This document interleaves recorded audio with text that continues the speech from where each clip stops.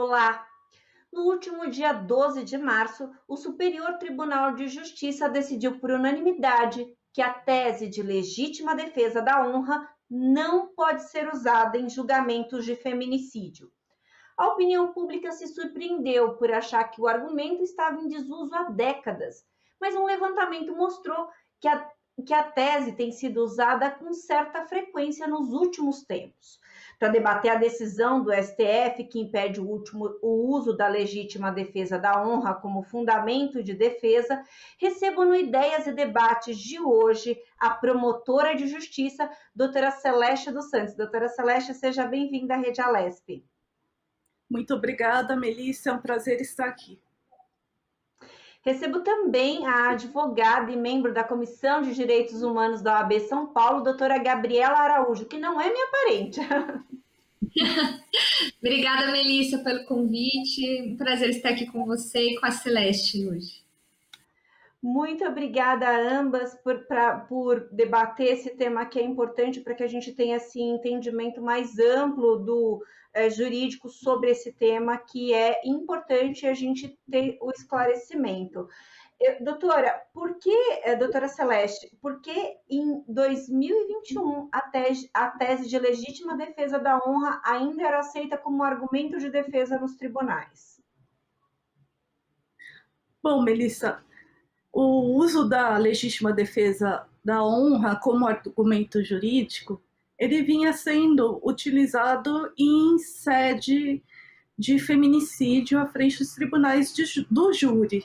Sim, o Supremo Tribunal Federal entendeu que, embora o Tribunal do Júri comporte o uso de argumentos extrajurídicos, não é concebível, em pleno século XXI, em manifesta afronta à Constituição Federal, que prevê o princípio da dignidade da pessoa humana, que prevê a igualdade entre homens e mulheres no artigo 5º, inciso 1 da Constituição Federal, que se admita que se possa ser invocado um argumento arcaico. Um argumento em que nosso direito ele remonta ao livro 5 das Ordenações Filipinas, em que a honra do homem era um bem jurídico passível de tutela. Vigia aquela época, obviamente, uma hierarquia tutelada pelo nosso direito civil que consagrava essa assimetria no casamento entre os homens e mulheres. Então, a mulher era relegada ao plano privado nas suas atribuições típicas, que seriam cuidar da casa, cuidar dos filhos, procriar, e lhe era vedado o acesso ao espaço público, seja para fins de exercício de profissão, seja para que nós pudéssemos exercer direitos políticos.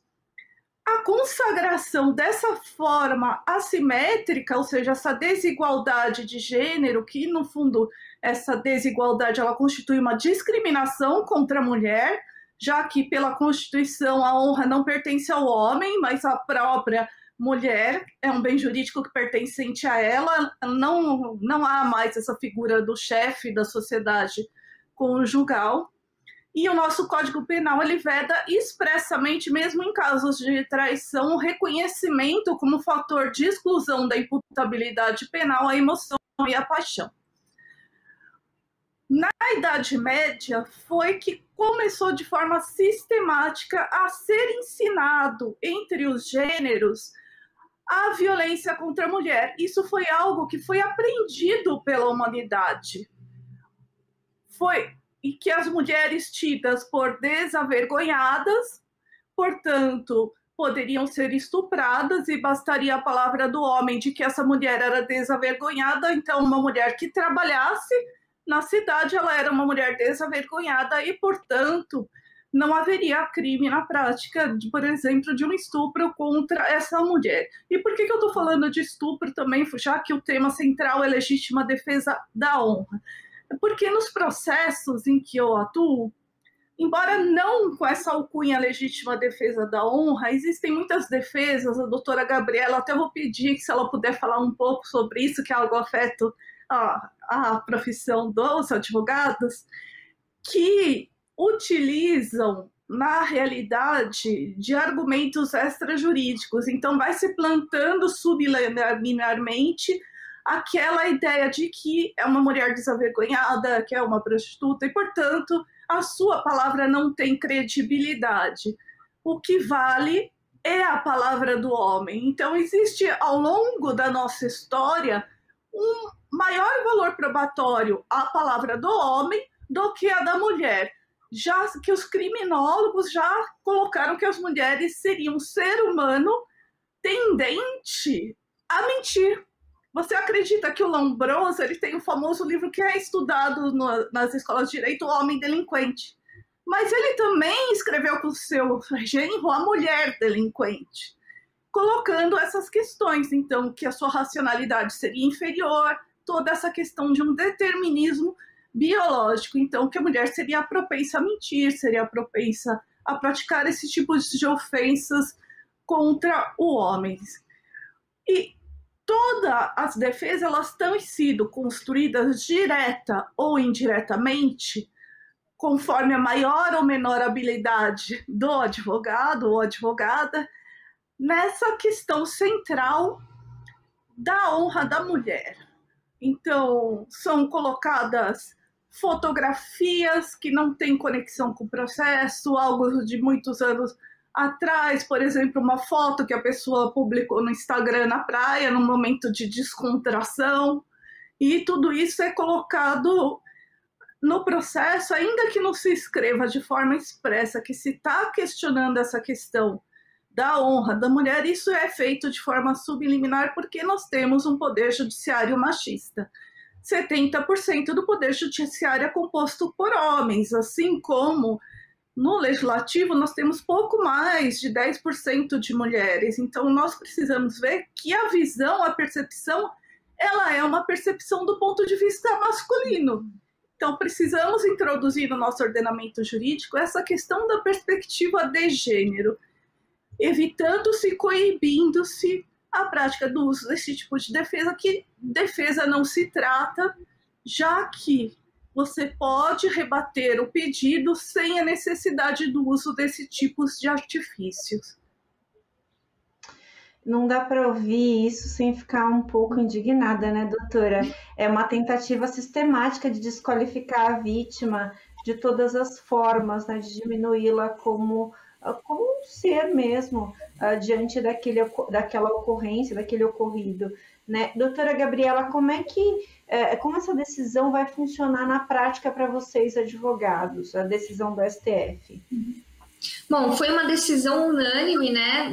Uma medida cautelar, referendando uma medida cautelar que já tinha sido concedida pelo ministro Dias Toffoli, nos autos da arguição de descumprimento de preceito fundamental número 779. Se alguém estiver aqui nos acompanhando e quiser depois olhar no site do STF, dá para ler os votos dos ministros, que os votos, inclusive, vão muito ao encontro do que a doutora Celeste já falou, sobre o combate à desigualdade de gênero e a violação de direitos humanos invocadas no argumento de defesa, né? Quando um advogado de defesa invoca a culpabilização da vítima e estereótipos de gênero sexistas contra a vítima, né? A vítima já foi vítima uma vez, já foi vítima de feminicídio e novamente é vítima de um julgamento moral da sociedade, e isso vai contra a nossa Constituição Federal, é contra os direitos humanos. Então, essa decisão, os votos dos ministros são muito bonitos nesse sentido, em defesa da igualdade de gênero.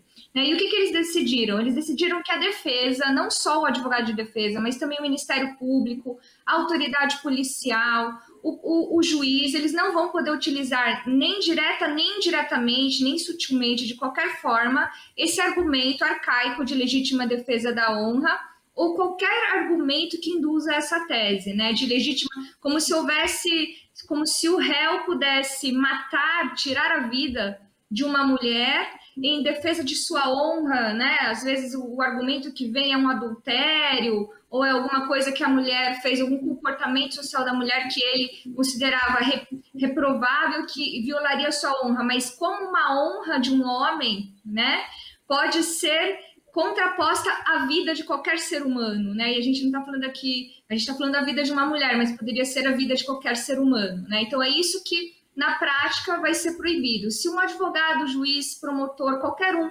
invocar esse argumento, tanto na fase pré-processual como na fase processual, isso pode ser objeto de nulidade de recurso, isso vai ser desconsiderado pela Justiça.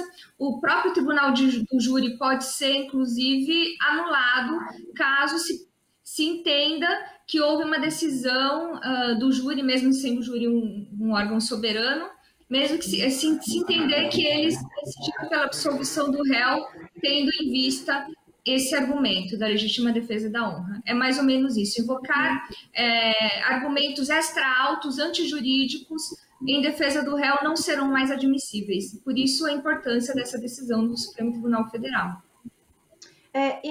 Acho que é até interessante, aqui eu fico como a leiga aqui da conversa, mas eu acho que é interessante a gente observar o que foi a decisão que foi tomada, porque quando, por exemplo, a autoridade policial coloca ali legítima defesa da honra, ela já está fazendo um juízo de valor antecipado ao do juiz.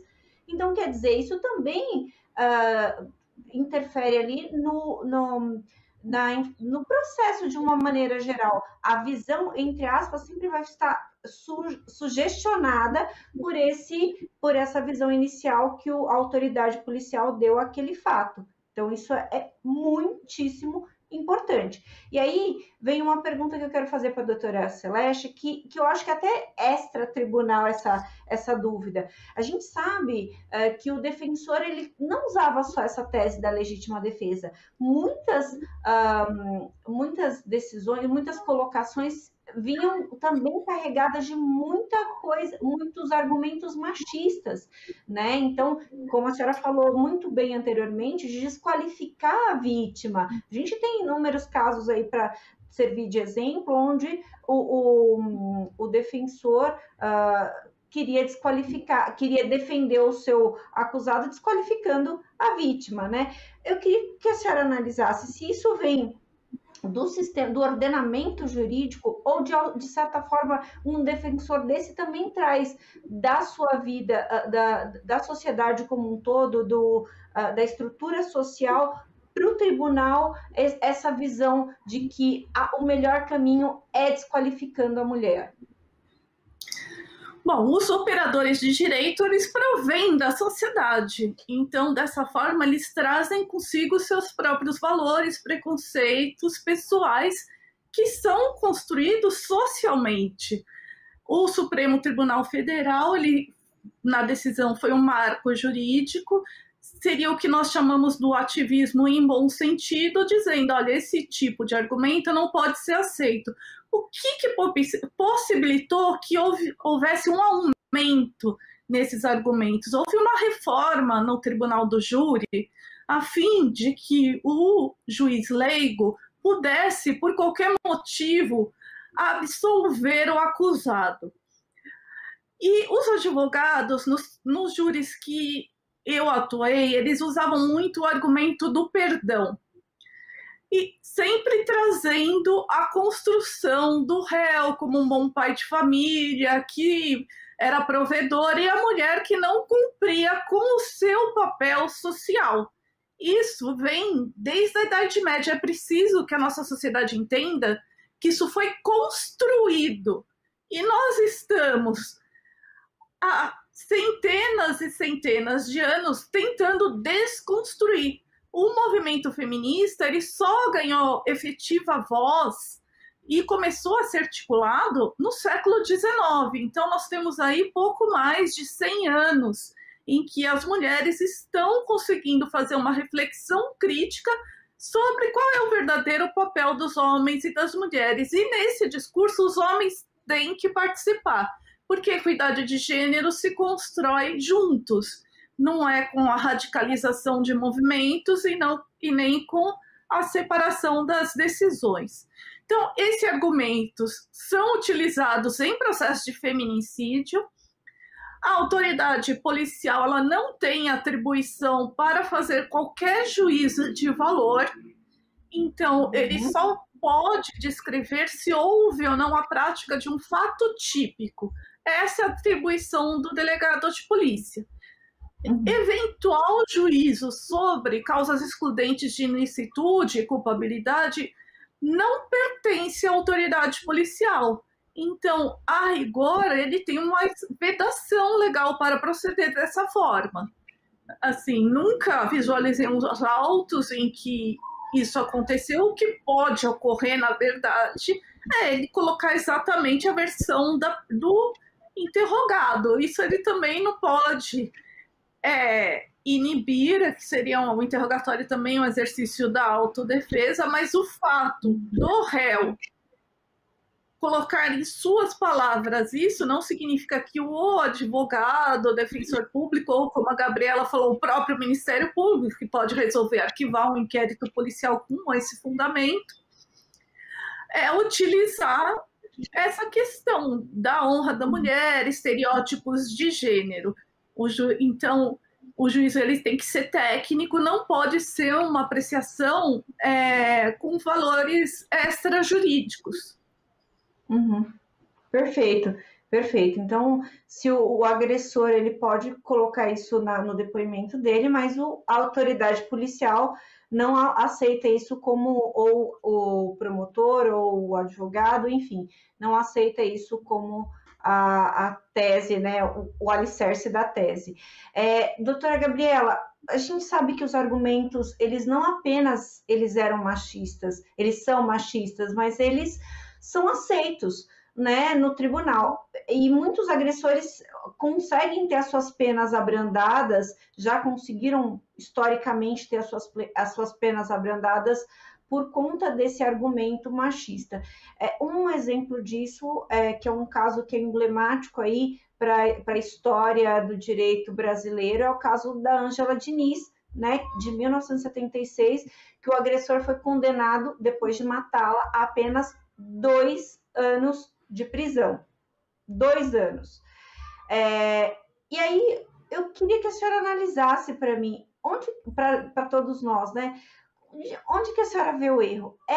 Na visão do defensor, ou na habilidade do defensor que consegue fazer com que um crime de homicídio seja abrandado a esse ponto, ou na brecha da lei, efetivamente? Na verdade, eu acho que o problema está na sociedade, né? Porque a nossa sociedade, ela tem, até a doutora Celeste falou na primeira intervenção dela, ela passou um pouco do histórico, né, que a gente tem das mulheres, da opressão das mulheres, da dominação dos homens sobre as mulheres, que vem desde sempre. Então, o fato de um defensor poder usar esse tipo de argumento ser aceito pelo júri, e o júri é composto por pessoas que não são profissionais do direito, isso só demonstra como é a nossa sociedade, né? O advogado que entrou com essa DPF, em que foi concedida a liminar proibindo o argumento da legítima defesa e da honra, aliás, a parte, até para deixar claro aqui, gente, foi um partido político, porque esse advogado até deu uma entrevista recentemente falando que ele precisava de um partido político para entrar com a ação, mas ele convenceu o partido a entrar com a ação porque ele percebeu que ainda se usa muito o argumento da legítima defesa da honra, não foi só no caso da década de 70, da Ângela Diniz, viu, Melissa? Isso ainda é utilizado e muitos júris têm absolvido os réus com esse argumento. Então, ou seja, existe uma doença na nossa sociedade, que é a desigualdade de gênero, que é a sedimentação da violência contra a mulher, né? O Brasil... teve até eu anotei aqui, a Rede de Observatório da Segurança, ela fez um levantamento no ano da pandemia, e segundo essa rede, há 5 casos por dia de feminicídio e violência contra a mulher, né? E por que esses casos... Então, o problema está muito na raiz. Por que esses crimes acontecem? A gente tem uma lei do feminicídio, a nossa legislação que pune os agressores, ela é uma legislação forte, né? Nós temos delegacia da mulher, temos aparelhos capacitados para punir esse tipo de crime. Mas eu acho que o problema está muito mais fundo na sociedade, está nessa cultura machista, patriarcal, misógina, que coloca a mulher em estereótipos do século, sei lá, XII, né? Da época da Inquisição, em que as mulheres que ousavam pensar, que ousavam ocupar os espaços, que ousavam estar nas esferas públicas, eram acusadas de bruxas e eram queimadas nas fogueiras. Eu não sei, hoje a gente não tem mais isso, mas às vezes parece que é muito parecido. A gente vê as mulheres tentando entrar na política que sofrem violência política de gênero, né? Nós tivemos casos emblemáticos aqui de transfobia, então é um problema social, eu acho, de educação mesmo, não sei, você deu o caso do Doc Street, ele teve o primeiro julgamento e o segundo julgamento só aconteceu porque houve uma grande mobilização na época do movimento feminista, que fez uma grande campanha porque ficou indignado com a culpabilização da vítima, né? E aí somente assim que houve o segundo julgamento. Eu acho que essa mobilização social ela tem que ser uma mobilização contínua de conscientização e de transformação da sociedade, senão a gente não vai ter lei punindo, mas a sociedade vai continuar doente.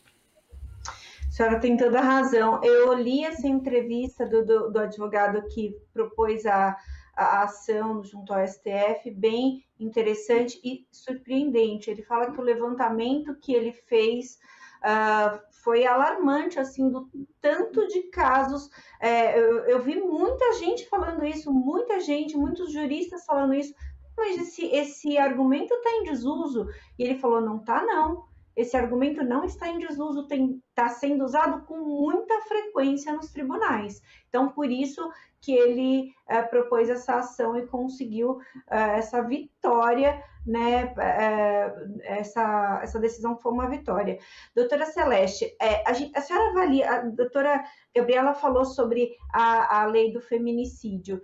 Como que a senhora avalia essa lei? A senhora acha que ela está punindo adequadamente esse agressor? Ou a senhora acha que ainda tem coisas para a gente aprimorar nessa legislação? Então, a legislação em prol da equidade de gênero, ela tem que ser contínua, tem que ter uma progressividade legislativa. E nós precisamos abandonar um pouco o que em criminologia se chama de populismo penal, de nós cada vez mais buscarmos legislações mais e mais repressivas e nada ser feito a título preventivo. Nós temos na Assembleia Legislativa o projeto de lei 130 de 2016 que prevê a igualdade plena entre homens e mulheres, que à época foi subscrito por todas as mulheres que exerciam mandatos eletivos na Assembleia Legislativa. E apesar de já ter passado por todas as comissões, esse projeto ainda não foi submetido ao plenário, em razão de pedido de vista de deputados que não devolveram há mais de 6 meses esse projeto para votação. Outra questão seria relacionada ao Estatuto da Vítima, de autoria do deputado Rui Falcão, que está em andamento no Congresso Nacional. Por quê? Porque essa legislação ela é uma legislação que cuida não dos direitos das vítimas de crimes, ele veda expressamente o uso de expressões discriminatórias, expressões que atentem contra a igualdade de sexo, que sejam homofóbicas, expressões que atentem contra as pessoas com deficiência, idosos, crianças. Então, nós trazemos um rol de direitos àqueles que são vítimas de crimes. E já se sabe, para acabar com a violência na sociedade, não adianta nós fazermos apenas estudos de que a prisão não funciona. Nós já sabemos isso. Só não se criou nenhuma outra alternativa ao cárcere.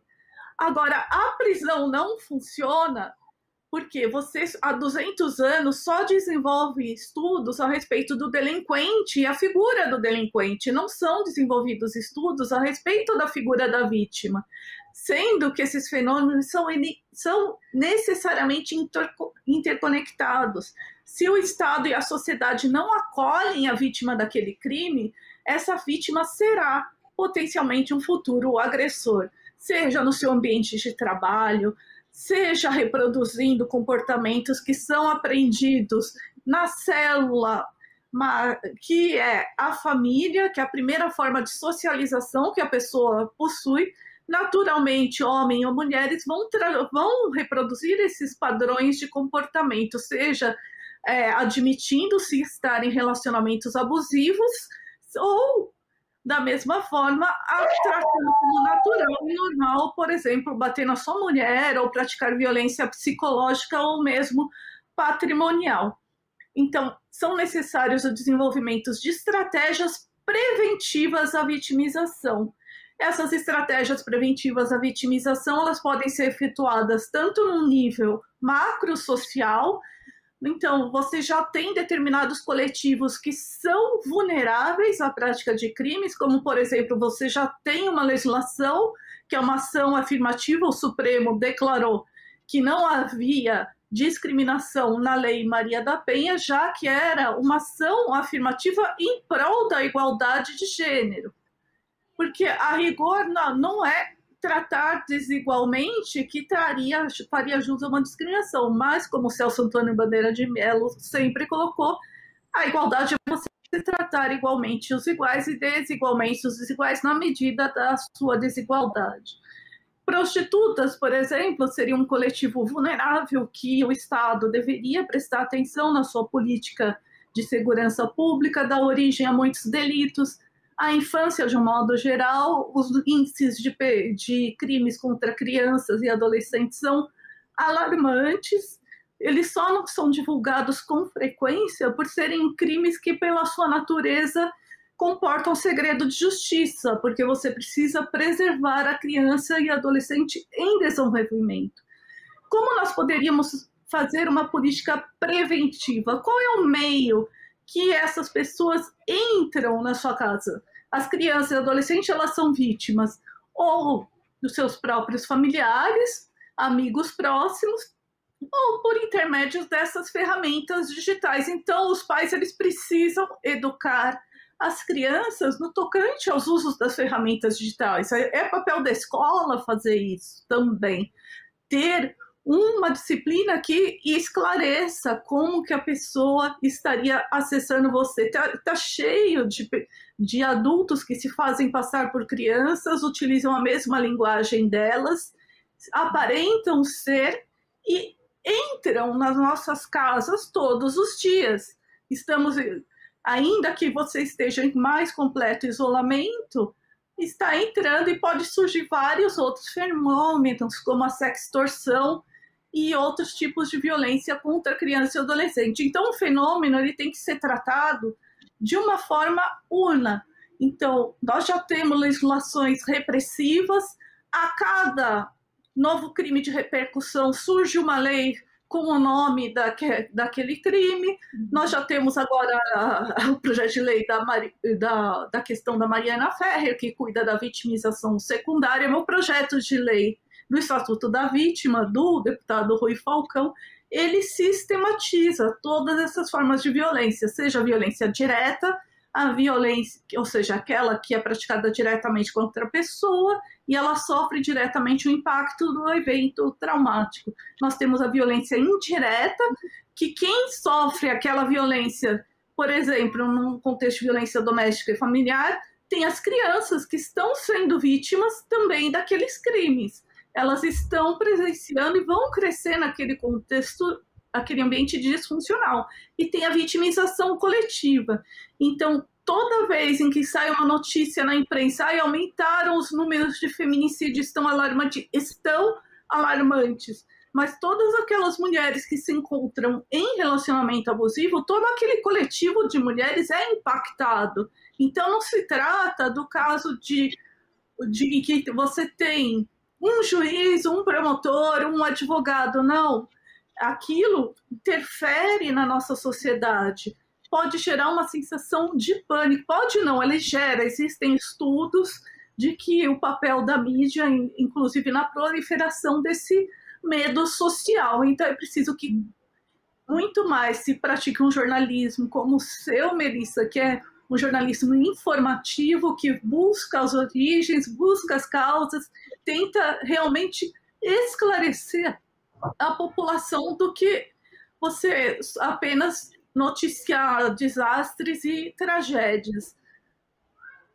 Obrigada, doutora. Inclusive, eu lembrando aqui que a gente gravou sobre o Estatuto da Vítima, eu, a senhora deputada Damares Moura, que é um programa que também está imperdível, porque trata de uma questão muito relevante aí, e tomamos como base o caso da Mariana Ferrer, mas tantas outras vítimas sofrem o mesmo tipo de abuso ali naquele ambiente jurídico, que não deveria ser assim, né? E aí, a senhora falou sobre a educação das crianças. A deputada Damaris Moura acabou de aprovar um projeto de lei no qual as crianças terão aulas para evitar o abuso, né? Para que elas consigam identificar o abuso dentro do cronograma escolar, elas vão ter aulas para que elas consigam identificar o abuso e possam denunciar. E não só isso, que se tornem multiplicadoras.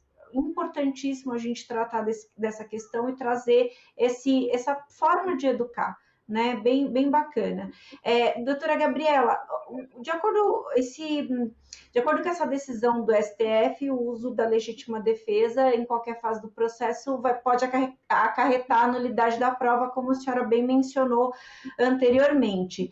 Mas eu queria que a senhora me dissesse, até pela sua experiência jurídica, se a senhora acha que podem surgir outros subterfúgios, ou seja, a defesa arranjar outros argumentos muito parecidos com outros nomes para chegar na mesma tese.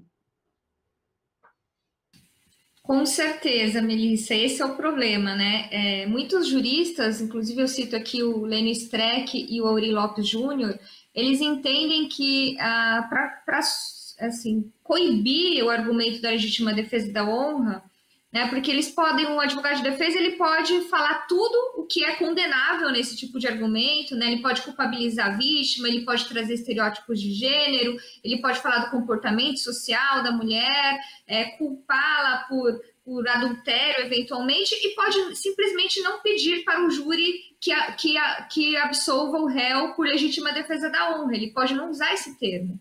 Ele pode sutilmente disfarçar todos os argumentos que são condenáveis, mas não usar a palavra. E, eventualmente, o presidente do júri pode deixar passar, enfim.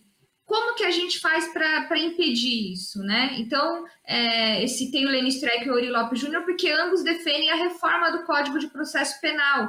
Porque qual é o problema do júri? O júri ele pode decidir pela absolvição por íntima convicção. Ele pode responder a um quesito genérico, que a pergunta é a seguinte: o réu deve ser absolvido? Ele só responde sim ou não, ele não precisa fundamentar a decisão. Então, se um advogado, eventualmente, falar mal da vítima, falar, por exemplo, ela saiu à noite, ela usou roupas curtas, essas coisas horríveis que costumam se dizer sobre mulheres, mas não dizer nada sobre legítima defesa da honra, internamente aquele jurado pode entender que a vítima, entre aspas, mereceu ser penalizada por seu comportamento, né? E absolver o réu. Ele pode fazer isso, porque ele não é obrigado a fundamentar a sua decisão. Então, essa soberania do júri, ela é muito criticada porque ela pode contrariar direitos fundamentais, que são os direitos da pessoa, da vítima de feminicídio, né? O direito à vida. O direito à vida pode ser suplantado por pré-julgamentos, pela desigualdade, por estereótipos de gênero, pelo estímulo à violência, pelo estímulo à desigualdade. Então, isso só pode ser corrigido se a gente reformar o Código de Processo Penal, estipulando mais quesitos para que o júri justifique e, pelo menos, fundamente o porquê que ele absolveu determinado réu acusado de feminicídio, para a gente poder ter certeza de que argumentos sexistas, machistas não tenham sido utilizados ou não tenham formado a sua convicção, que elementos extra... É isso, como que um jurado pode fundamentar a sua absolvição ou condenação com base em elementos extrajurídicos, com base a violações de direitos humanos? Então, para isso, a gente precisaria... Essa decisão é uma decisão louvável, mas eu temo que ela não seja suficiente para coibir esse tipo de conduta. Que triste. Doutora Celeste, em 2020, a juíza Viviane Vieira do Amaral Arronese foi morta pelo ex-marido, uma juíza. Mais um exemplo de que o assassino não aceitou o fim do relacionamento e usou a honra como um argumento. Doutora, a violência, o machismo e a tentativa de impunidade, pela sua experiência, ela está em todas as camadas sociais? Na realidade, está assim em todas as camadas sociais. Muitas vezes a vítima sequer percebe que ela está sendo vítima de, por exemplo, violência doméstica, violência de gênero, não percebendo. Isso gera essas cifras alarmantes que nós estamos vivenciando a respeito do crime de feminicídio e que ele mostra que ele não tem camadas sociais. Então, a violência contra a mulher ela é praticada desde a pessoa mais humilde, nas regiões mais vulneráveis, até pessoas mais esclarecidas e que supostamente deveriam não praticar esse tipo de conduta. Então, sendo a violência um fenômeno da sociedade como um todo, nós precisamos, como eu disse, trabalhar muito mais a prevenção do que a questão da punição. Até queria fazer um adendo ao que a Gabriela disse, que é isso mesmo. Mas precisamos lembrar que foi na década de 90 que foi introduzido esse quesito, na década de 90, não, desculpe, já nesse século, que foi introduzido esse quesito genérico a respeito do perdão, ou seja, se o jurado, por qualquer motivo, entende que o réu deva ser absolvido. Não é utilizado esse termo pelos advogados que o réu agiu em legítima defesa da honra. Esse termo já tinha jurisprudência pacífica de que não cabia o uso da honra, já que, à luz da Constituição de 1998, a honra pertence à mulher e não ao homem. Se abandonou, pelo menos formalmente, ou seja, no papel, essa diferença de papéis entre homens e mulheres na sociedade. O artigo 5º, primeiro inciso 1, já trata homens e mulheres são iguais em direitos e obrigações. Então, como a Gabriela falou, são utilizados subterfúgios. Nós podemos coibir o júri, ele ter um sistema bifásico, então, contribuindo para essa reforma no Código Penal, assim, não teria como o jurado fundamentar, já que ele decide por íntima convicção. Mas não há necessidade da permanência desse quesito que não tem nenhum caráter jurídico ou técnico e totalmente desvinculado das provas que foram produzidas no processo. Então, ponto 1 é eliminar, houve um equívoco do legislador, uma franca tendência à impunidade. Então, nós não podemos, a pretexto de se evitar encarceramentos, permitir que mais e mais crimes hediondos sejam praticados na nossa sociedade. Isso é um ponto muito importante. Então, não teria como o jurado fundamentar essa decisão, mas nós temos um sistema bifásico, porque antes da questão ser levada para o juiz leigo, que é a pessoa que integra a sociedade, se entende assim que os crimes dolosos contra a vida são de tamanha importância que somente os seus pares podem julgar, mas não o julgador, nós temos uma fase que é uma formação preliminar de culpa. Então, tem a fase da pronúncia.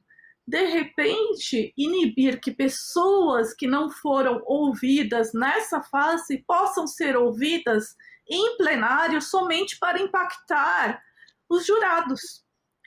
Porque dentro daquele ambiente em que existe, digamos assim, um mínimo julgamento, na forma mais fácil de entender, antes da pessoa ser julgada pelo tribunal do júri, já é feita uma admissibilidade da acusação. Então, já se produziram as provas periciais, já se ouviram as testemunhas de acusação e as testemunhas de defesa.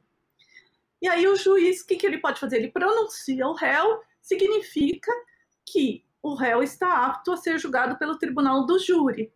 Ele pode impronunciar o réu, dizendo, então, não tem provas de autoria, nem de que o crime existiu, pode absolver sumariamente, em hipótese que já está assim, muito impactante, que a pessoa agiu em legítima defesa real, não da honra, legítima defesa porque ele respondeu uma agressão injusta, atual e eminente, então aí seria uma legítima defesa tecnicamente falando.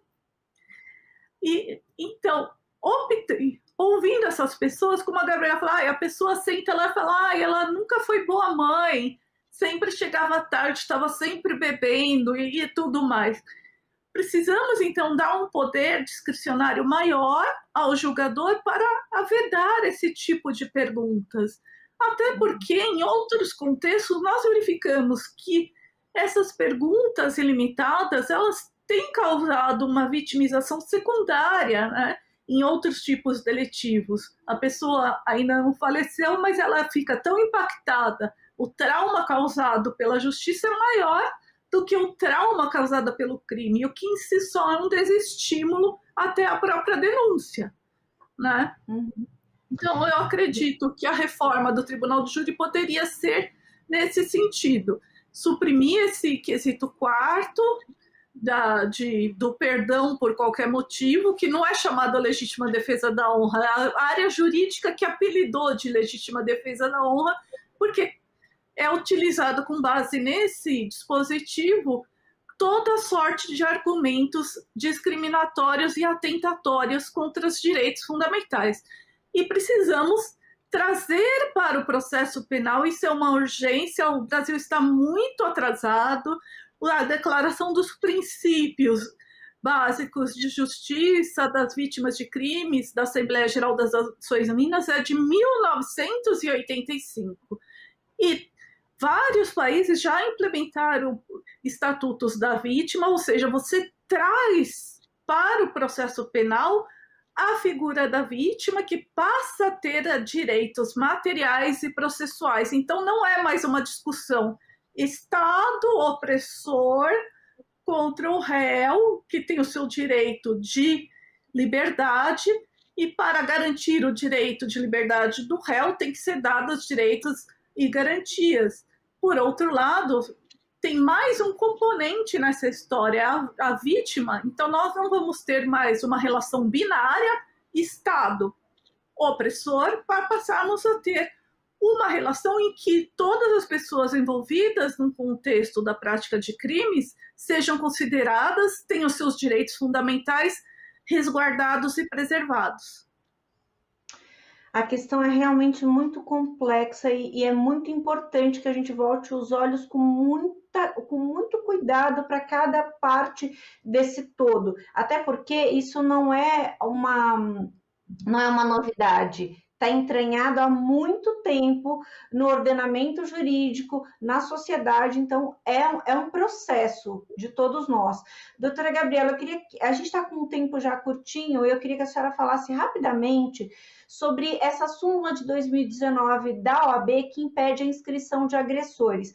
E por que eu quero colocar essa questão? Porque eu acho que tem muito a ver com o que a doutora Celeste acabou de falar, da visão. Então, quer dizer, essa nova geração de advogados, na concepção da senhora, ela pode de alguma forma ser peneirado, vamos dizer assim, falando de uma maneira até meio grosseira, ser peneirado e tirar ali de alguma maneira os machistas do meio do caminho, ou esses potenciais agressores, ou seja, aqueles que têm a visão de que isso não tem problema, né?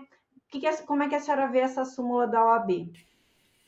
Olha, essa decisão da OAB de coibir a entrada nos quadros, né, da Ordem dos Advogados do Brasil de agressores de mulheres, ela é muito importante porque dá um exemplo. Mas, infelizmente, eu acho que não vai ser isso que vai coibir esse tipo de argumento pela defesa, porque eu não sou uma advogada criminalista, tá? Minha área é outra, na pesquisa, eu pesquiso direito constitucional e eu sou eleitoralista, até já participei de programas aqui falando sobre direito eleitoral.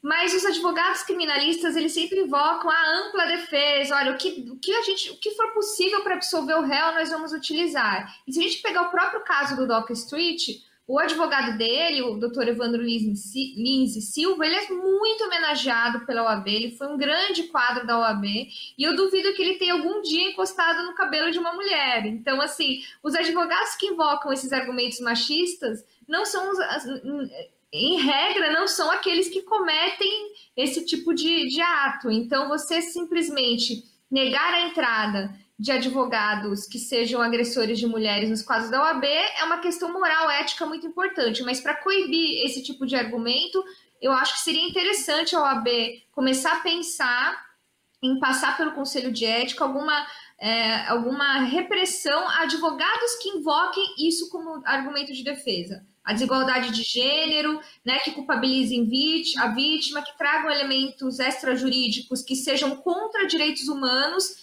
em suas defesas, eles poderiam eventualmente sofrer sanções pela OAB, como uma fiscalização de suas atitudes. Eu acho que seria algo mais... Eu estou falando rapidamente porque você falou que o nosso tempo é curto, mas acho que seria muito mais produtivo. Doutora, obrigada, viu? Obrigada as duas pelo trabalho, pelas bandeiras, pela luta, porque isso é uma luta efetivamente. Eu queria que vocês, doutoras, fizessem um minutinho de considerações finais para que a gente possa encerrar esse programa e deixar uma mensagem para o nosso público. Doutora Celeste, por favor.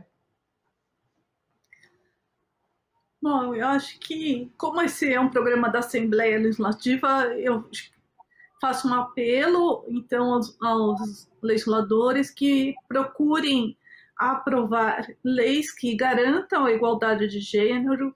Leis que garantam a igualdade de gênero não necessariamente elas possuem o termo mulher no seu texto, até porque estudos de gênero espanhóis dizem que a tendência atual é que você, com base nas estatísticas, por exemplo, a mulher, já se sabe que é a maior incidência de mulheres vítimas de crimes de roubo e homens de crimes de furtos. Então, vamos tratar desses fenômenos com base na estatística sem precisar adjetivar as situações. Não se estará fazendo nenhum tipo de tratamento discriminatório, mas simplesmente colaborando para uma sociedade mais justa e solidária. Doutora Gabriela, por favor, as suas considerações finais.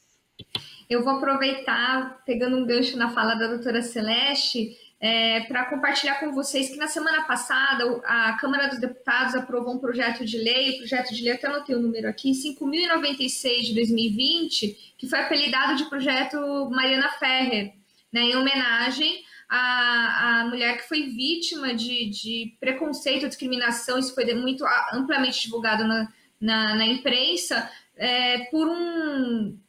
foi uma coisa institucional, né? Porque ela era vítima de um estupro e havia juiz, promotor, advogado de defesa, todos homens, e ela foi exposta a acusações pelo seu comportamento, enfim, social. Então, esse projeto de lei ele proíbe que proíbe e ainda pune com sanções administrativas e penais qualquer autoridade, desde polícia, promotor, juiz, advogado, de imputar condutas sexuais ou extra-autos a vítimas de violência sexual. Então, esse projeto é muito importante, já foi aprovado na Câmara dos Deputados e ele vai ser submetido ao Senado. Então, vou aproveitar o apelo da doutora Celeste, fazer um apelo para que os nossos senadores aprovem esse projeto e também agradecer você, Melissa, a doutora Celeste, por esse bate-papo tão produtivo no dia de hoje. Muito obrigada.